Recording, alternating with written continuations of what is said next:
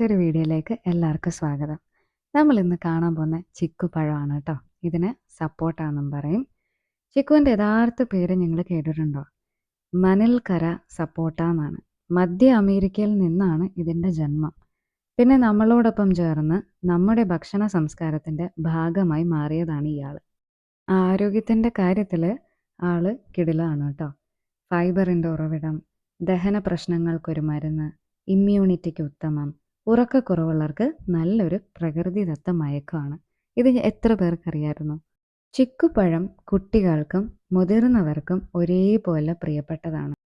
ചിക്കു എന്ന പേര് അത്ര ആകർഷണമുള്ള പേരല്ല. പഴച്ചില്ലയിൽ കിടക്കുന്ന മറ്റു പഴങ്ങളെക്കാൾ അല്പം മങ്ങിയതുപോലെ തോന്നിയേക്കാം നമുക്ക്. പക്ഷേ ഒന്ന് രുചിച്ച് നോക്കിക്കേ, അതിൻ്റെ രുചിയും മാധുര്യവും നിങ്ങൾക്ക് മനസ്സിലാകും. ചിക്കു ഒരു വെറും പഴമല്ല.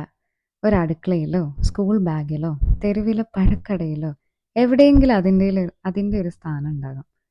പറയാനുള്ളത് എന്തെന്നാൽ ഇപ്പോഴത്തെ ഫാൻസി പഴങ്ങളെക്കാൾ ഭാവം കൂടിയതാണ് ചിക്കു. ഒരേ സമയം തേനും പായസവുമാണ് അതിൻ്റെ രുചി.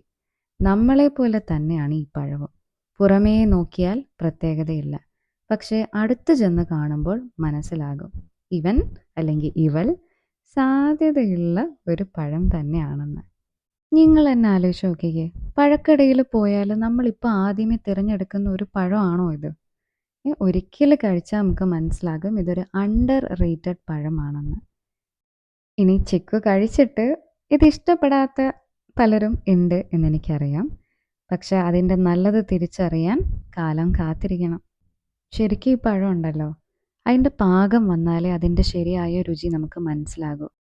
ഈ ചിക്കു എന്ന് പറയുന്ന പഴം നമ്മളെപ്പോലെയൊക്കെ തന്നെയാണ്. പലപ്പോഴും തെറ്റിദ്ധരിക്കപ്പെട്ടതായിട്ടുള്ളൊരു പഴം തന്നെയാണ്.